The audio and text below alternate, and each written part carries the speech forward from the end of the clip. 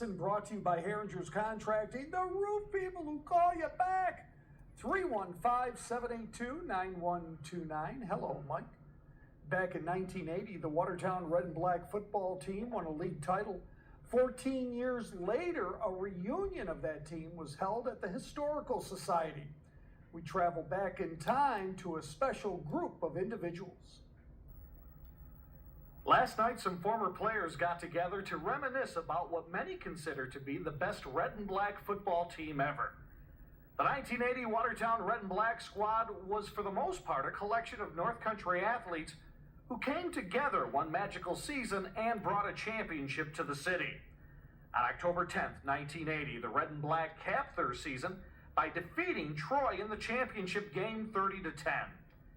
Over 4,000 fans were on hand that night at Watertown High School. That support still fresh in the minds of those who took part in that game. Well, I remember the fans, and that's the most important thing in Watertown, because the fans really made the game, and to see that many people enjoy a game, it really made everybody feel good, The crowd, I think, seeing that large crowd around the field, and afterwards, coming off that field with a victory and having some young kids come up and ask you for, memento, for, like your elbow pads or something like that. Believe it or not, 14 years have passed since that game. The names now legendary to Red and Black fans. We had some key personnel in some key spots, like Mark Loftus, running back. We had Sean Brady as a quarterback. Mike Ertner was a very good quarterback. And we had great wide receivers. And defense, we had Dick Kootware, who anchored the middle for us. And everybody blended together. We knew what each person was doing, and we just reacted well and had a great victory. The defense dominated that fall night in 1980. The linebackers, always a strong part. Names like Fisher, Warner, LeDuc, Javera. The offense that night, exceptional. Brady, Loftus, Britton, Verkler, Taybalt.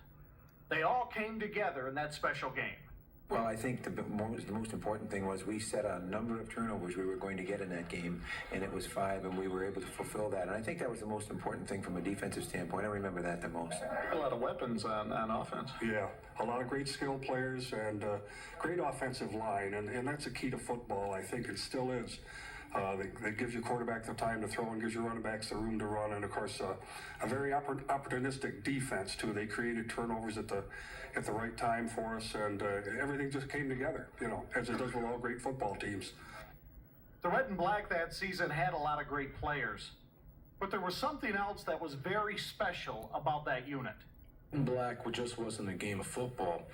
It was something our families did. We went out after the game and got something to eat. Our wives knew each other. Our kids grew up together. We took our kids to practice before school started, and Red and Black back then was more of a family thing. It was a family that knew how to win. Who just said that about